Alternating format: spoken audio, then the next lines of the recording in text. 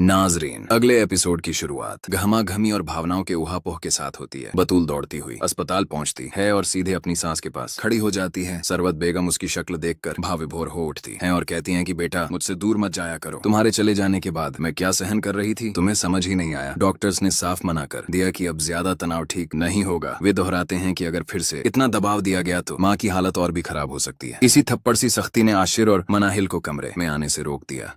सरवत ने खुद कह दिया कि अब इन दोनों की शक्ल भी नहीं देखनी है। आशिर अंदर से टूट सा गया है। रात भर उसकी नींद उड़ी रही। वह अपने आप को दोषी मानता है और सोचता है कि माँ के लिए उसने कितना खड़ा किया, फिर भी माँ ने उसे ठुकरा दिया। वह बतूल की मौजूदगी देखकर उम्मीद और गहरे दर्द के बीच फंसा रहता है। सरवत बेगम का गुस्सा मनाहिल की तरफ है। वह बार बार दोहराती है कि उन्होंने ऐसी बहू नहीं पाली जो घर की इज्जत न समझे। इसी पूछताछ और कटुता के बीच आशिर बतूल से कहता है कि वह उसे कभी छोड़ने नहीं वाला। दोनों एक दूसरे का साथ निभाने का संकल्प लेते हैं। बहरहाल सच की परतें खुलती हैं। बतूल को जब पता चलता है कि फजला किस मुश्किल दौर से गुजर रही है और हादिया की लड़ाई कितनी कठिन है, तो वह फजला से मिलने चली जाती है। फजला बताती है कि उसने रिश्ता इसलिए ठुकराया था क्योंकि उसे डर था कि उसका बेटा किसी को संभाल नहीं पाएगा। उसने बताया कि उनका लड़का नाकाम है और फूल जैसी लड़की भी बिगाड़ सकता है। यह सुनकर बतूल का दिल टूट जाता है। वह फजला से कहती है कि उसकी बहन उनकी अमानत है और वह उसे संभाल कर रखे। साथ ही बतूल तय करती है कि हादिया को अकेला नहीं छोड़ना चाहिए। उसे अपनी जंग खुद लड़कर जीतना होगा। घरेलू रिश्तों की जद्दोजहद के बीच मनाहिल का दर्द भी कम नहीं है। आशिर की माँ और आशिर खुद जिस तरह की नाखुशी दिखाते रहे, उस पर मनाहिल टूटती है और अपनी चीजें बांधकर घर छोड़ने की ठान लेती है। आशिर उसे रोकने की कोशिश करता है। कहता है कि वह घर छोड़कर जाने की जरूरत नहीं, बस माँ के आगे अपना नाम मत खोलना। लेकिन मनाहिल को लगता है कि उस घर में उसकी कोई जगह नहीं है। उसे लगा कि सब चाहते थे कि बतूल ही हमेशा बहू बने रहे, इसीलिए वह मजबूर होकर चली जाती है। बतूल ने सरवत से कहा कि मनाहिल भी आशिर की पत्नी है और उसे भी मानवीय इज्जत चाहिए। वह भी दर्द महसूस करती है और उसे ठुकराना ठीक नहीं। मगर सरवत के गुस्से की आग बहुत तेज थी। उसने खुलकर कहा कि वह उस मुंह फट लड़की को अपने घर में बसने नहीं देगी, उसे बर्बाद कर देना चाहती है। यह कड़वा सच सुनकर घरेलू संतुलन बिखरता दिखता है।